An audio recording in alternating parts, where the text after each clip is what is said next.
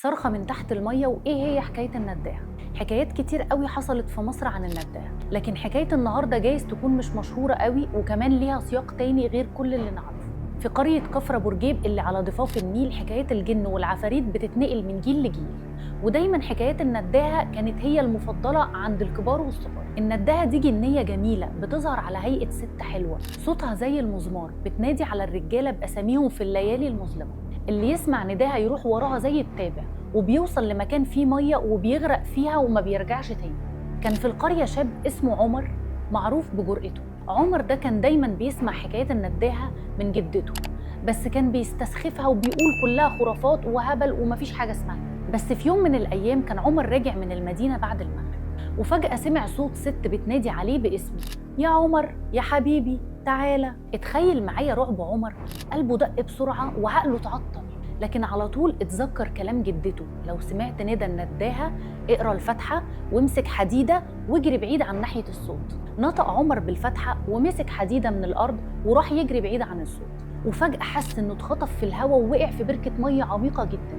غرق عمر والدنيا اسودت قدامه وفكر انه خلاص مات، لكن بعد كده حس انه بيتنفس ببطء وفتح عينيه لقى نفسه في مغارة غريبة مليانة نور خافت، وبيسمع صوت ست بتضحك. ظهرت النداهة قدامه أجمل ما شاف في حياته، ابتسامتها زي القمر، شعرها زي الحرير. حاولت تخدع عمر وتخليه يقرب منها، بس عمر فاتح عينيه عليها وبيحفظ كلام جدته: ما تتغرش في جمالها، دي شيطانة عاوزة تموتك. رفض عمر كل إغراءات النداهة وفضل يقرأ قرآن.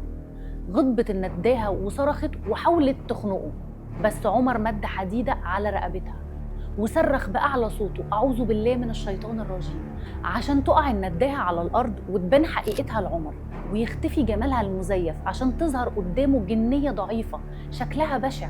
استغرب عمر من اللي حصل وقال لها: انتي بقى بتموتي الرجالة ورعب القرية كلها؟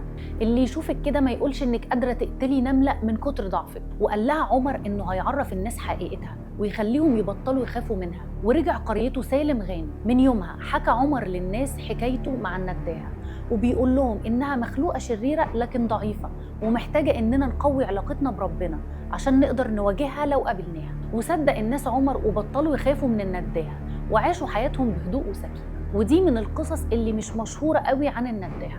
تفتكر انت بقى القصة دي حقيقة ولا مجرد قصة كان أهلنا بيحكوا لينا عنها عشان يخوفونا وما نخرجش نلعب بالليل؟ مستنيين رأيكم في الكومنتات. إلى اللقاء.